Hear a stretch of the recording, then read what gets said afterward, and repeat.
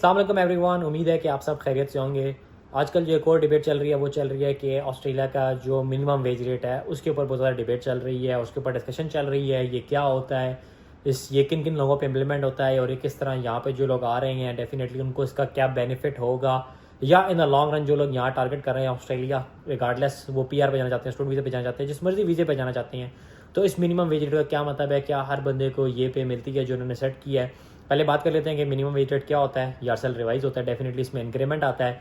कौन सा डिपार्टमेंट है जो इसको रिवाइज करता है या इसको रिव्यू करता है और फिर इसके ऊपर कमेंट्स करता है। So let's jump into the facts and figures now. सबसे पहले आपको बताना जरूरी है कि जो ऑस्ट्रेलिया का फेयर वर्क्स है ना, एक डिपार्टमेंट है फेयर वर्क्स जो डिसाइड करता है कि ऑस्ट्रेलिया में जो वेजेस हैं वो एज पर टाइम पे हों। उनका जो एग्रीमेंट है एम्प्लॉय और एम्प्लॉयर के बीच में, डेफिनेटली उसके अकॉर्डिंग चीज़ जो है वो पेमेंट्स होनी चाहिए। आपकी सैलरी अगर वीकली है तो आपको वीकली मिलनी चाहिए, अगर फोर्टनाइटली या मंथली जो भी आपका स्केड्यूल सेट हुआ है आपके एम्प्लॉयर के साथ, आपको उसी के अकॉर्डिंग या उसी टाइम फ्रेम के अकॉर्डिंगली पेमेंट होनी चाहिए। फॉर एग्जांपल, अगर कोई एम्प्लॉयर अपने एम्प्लॉय को पे नहीं करता तो जो डिपार्टमेंट है जिसके पास आप जा सकते हैं अपने डिस्प्यूट्स को लेके, रिगार्डलेस वो पेस के डिस्प्यूट्स हैं, वो फेयर वर्क की पेमेंट है या फिर रिजर्व करते हैं, अगर उसको लेके कोई डिस्प्यूट है तो डेफिनेटली आप फेयर वर्क जा सकते हैं और आप उनको अप्रोच कर सकते हैं for any sort of advice if there is any discrepancy in the payments.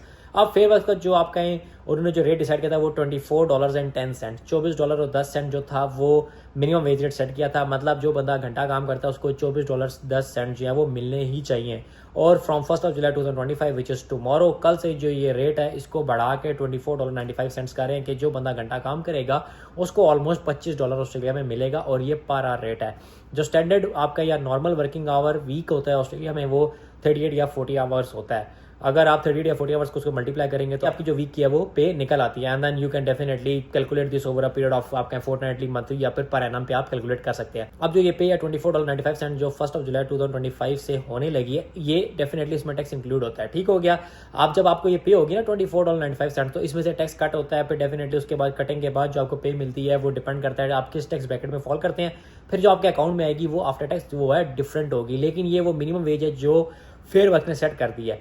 अब जो लोग डेफिनेटली कैश में काम करते हैं या बहुत सारे एम्प्लॉयज होते हैं, वो ज़रूरी नहीं है कि आपको यही पे कर रहे हो, क्योंकि जब आप कैश में काम करते हैं डिफरेंट जॉब्स होती हैं, जैसे आप कहीं सिक्योरिटी की जॉब करें तो आपको $20, $22, $25 मिल रहा होता है। इसमें फिर एज की रिक्वायरमेंट्स आ जाती हैं। अगर आप उस एज के होते हैं तो आप इस पर फॉल करते हैं, डेफिनेटली आपको मिलता है। उसके अलावा जो लोग कैजुअल जॉब करते हैं या जो कॉन्ट्रैक्ट्स पे होते हैं उनकी जो वेजेस है वो डिफरेंट होती हैं। तो मैं कहूँगा कि ये वो चीज़ है जो सेट उन्होंने की है कि भाई इतनी पे जो है वो एक एम्प्लॉयर को एम्प्लॉय को देनी है और ये सॉर्ट ऑफ बाइंडिंग होता है, एम्प्लॉयर को देनी ही होती है।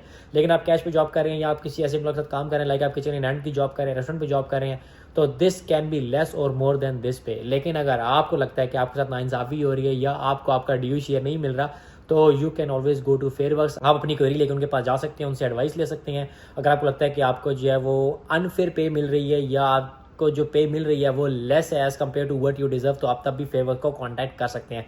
तो ये थी मेरी वीडियो जिसमें मैंने कहा मैं आप लोगों के साथ जो है वो इस चीज़ को क्लैरिफाई कर दूं कि भाई ये जो $24.95 जो इंक्रीमेंट होने लगा ये ऐसा नहीं है कि आप ऑस्ट्रेलिया के उतरेंगे तो आपको मिलेगा ही मिलेगा।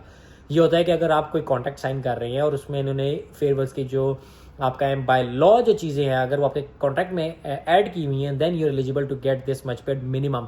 डेफिनेटली जो यहाँ पे सैलरीज होती हैं वो पर एनम के हिसाब से होती हैं। आपका 80,000 का पैकेज होगा, 70,000 का होगा, 60 का होगा, लाख का होगा, 1.5 लाख का होगा।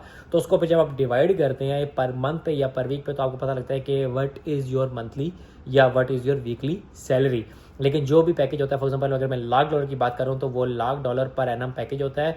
इसमें आपका टैक्स भी इंक्लूड होता है। जब आपको सैलरी मिलती है टैक्स कट कूट के तो डेफिनेटली लाख के ऊपर मैं कहूँगा रफली तो आपको मेरे ख्याल है $70,000-75,000 जो है वो अप टू 80,000 85,000 जो है वो आपको मिनिमम जो है सैलरी वो मिलती ही मिलती है। तो उसको अगर आप डिवाइड कर लेंगे पर मंथ तो you will get an idea कि आपकी जो सैलरी है वो यहाँ पे क्या होगी। सो मिलते हैं अगली वीडियो में, अपना ख्याल रखिएगा, अल्लाह हाफिज़।